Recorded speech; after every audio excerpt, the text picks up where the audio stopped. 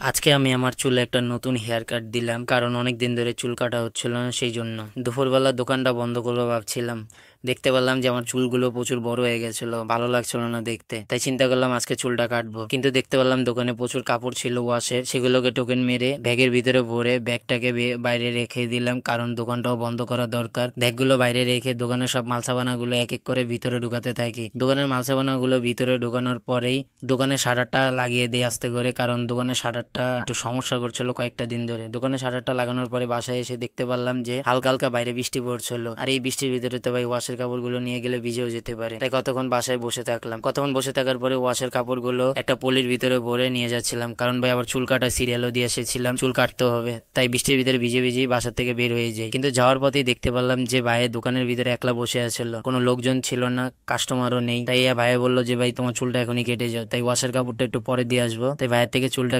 কাটতে থাকি। চুলটা কাটার পরেই আমার ফাইনাল লুকটা এরকম আসে। দেখতেও ভাই খুব ভালোই লাগতেছিল চুলটা, আর অনেকদিন পরে চুল কাটলাম, প্রায় 1.5 মাস পর। আর আমি ভিডিও ভাই ওরকম ভাবে ছাড়া হচ্ছিল না। তারপর ওইখান থেকে ডাইরেক্ট ওয়াশের কাপড় দিয়ে দিতে যাই আমার কাকার দোকানে, কিন্তু দেখতে পারলাম কাকাই নেই। তাই কি করবো, ওয়াশের কাপড় গুলো তার কারিগরের হাতে ধরিয়ে দিয়ে আমি বাসার দিকে যাচ্ছিলাম। মনে হলো একটা শ্যাম্পু কেনা দরকার, কারণ চুল কাটছি ভাই, শ্যাম্পু দিয়ে না ধুলে ভাই প্রচুর খুশকি ভাই আমার মাথায়, আর ভাই এত খুশকি যায় তা বলার বাইরে ভাই। তাই আজকের মতন এই পর্যন্তই। ভিডিওটি যদি ভালো লেগে থাকে লাইক করবেন, আর অবশ্যই চ্যানেলটি সাবস্ক্রাইব করবেন।